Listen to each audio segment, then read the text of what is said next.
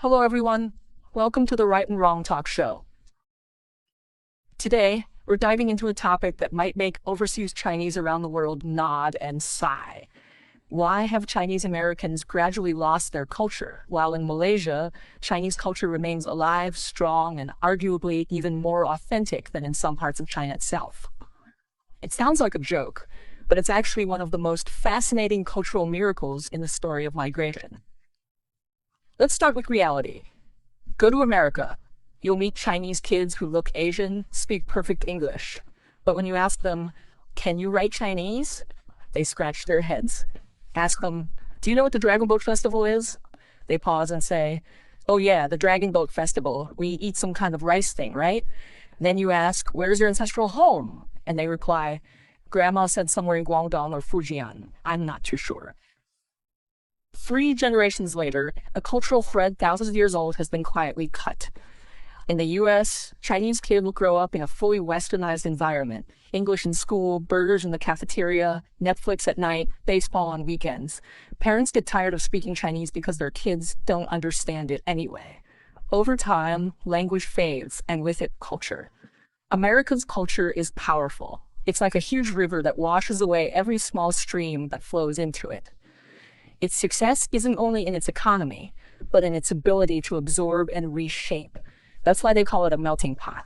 It sounds inclusive, but it's also a kind of cultural erasure.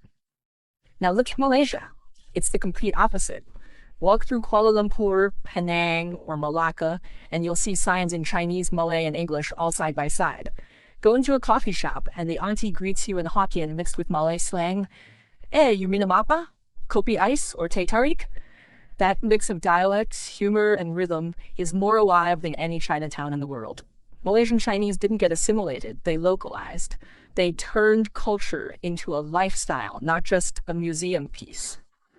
Here, people still celebrate Chinese New Year, still light incense for ancestors, still hang red lanterns and talk about filial piety.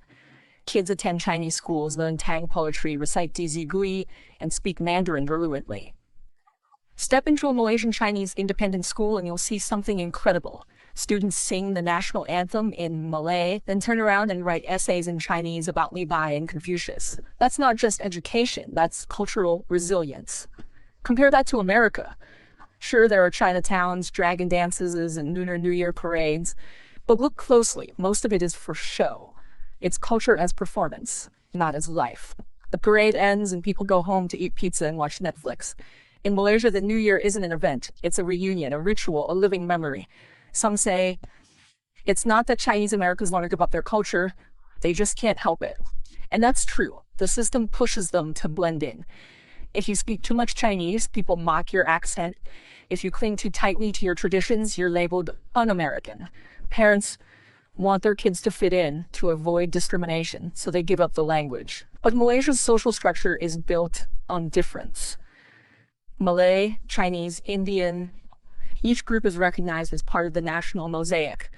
This means the Chinese community has to keep its identity alive or it disappears. And so education became the key. While Chinese weekend schools in the US are optional and casual, Malaysia's Chinese medium schools are part of the official system. Every day, thousands of kids study science and math in Chinese. That's how a language stays alive, not as a hobby, but as a mindset. Even food tells the story. In the US, General Tso's chicken is an American invention. You won't find it in China. But in Penang, Hokkien mee evolved from real Fujian recipes mixed with Malay spices. It's new, but it's authentic. Malaysian Chinese culture isn't frozen in time. It's a living hybrid, rooted in heritage, yet open to change. America's system promotes assimilation. Malaysia's system preserves coexistence. In America, successful Chinese often avoid being true Chinese. In Malaysia, successful Chinese proudly say, I'm a Malaysian Chinese. Identity isn't a burden here. It's pride. History matters too. Early Chinese in America were poor laborers, mistreated and banned from citizenship. They had no power, no rights, and no space to practice their culture. In Malaysia, Chinese migrants arrived as traders, educators, community leaders. They built temples, schools, guilds, and associations. They had economic and cultural influence, and with influence comes survival. In the US, Chinese kids go to Chinese school on Saturdays, 2 hours a week, 30 times a year. often crying because they'd rather play video games. In Malaysia, Chinese kids go to Chinese schools 6 hours a day, 5 days a week for 6 years. Chinese isn't a language class, it's their thinking language. That difference is everything. Festivals show it too. In America, the Mid-Autumn Festival means buying a box of mooncakes, taking a selfie, posting Happy Mooncake Day on Instagram. In Malaysia, families walk the streets with lanterns, share food with neighbors, and kids sing folk songs in the night breeze. That's not nostalgia. That's living culture. And the irony? The more pressure Malaysian Chinese face, the stronger their identity becomes. Every political challenge, every education debate, it all fuels their determination to protect the language, the schools, the temples. American Chinese have freedom but no urgency. Malaysian Chinese have challenges but unshakable purpose. Some even joke, Malaysian Chinese are more Chinese than Chinese themselves. It's not an instinct, it's observation. Modern China is changing fast. Tradition gets commercialized, culture becomes content. Meanwhile, Malaysian grandmothers still light real incense, prepare offerings, and teach their grandkids how to bow properly during prayers. American Chinese culture is individual, private, fragmented. Malaysian Chinese culture is communal, shared, organized, and structured. You see it in clan associations, temple committees, alumni networks, and school boards. These are not old relics. They are the backbone of identity. In America, many Chinese families live in isolation. Parents work, kids study, weekends are for errands. Culture quietly fades in the gaps between schedules. But in Malaysia, culture fills every gap.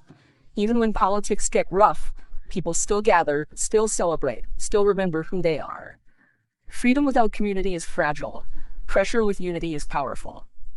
Malaysia gave its Chinese community something rare. Not comfort, but purpose. That purpose became heritage. And that's why decades later, some second or third generation Chinese Americans travel to Malaysia, see red lanterns and temple festivals, and suddenly feel emotional. They realize this is what their grandparents lost. Culture doesn't live in the air. It needs soil. It needs people willing to keep saying, I'm Chinese without shame. Malaysia's Chinese did exactly that. Chinese Americans are still searching for it. So the truth is simple. Chinese Americans didn't lose their culture because they stopped caring. They lost it because the environment erased it. Malaysian Chinese kept theirs, not because it was easy, but because they refused to let go. The death of culture doesn't begin with oppression. It begins with indifference. And the survival of culture doesn't need power. It needs heart.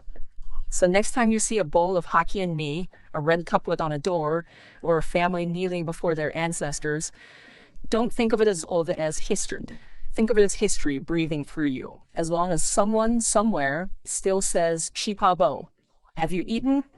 The Chinese culture is still alive. Thank you for watching the Right and Wrong Talk Show. See you next time.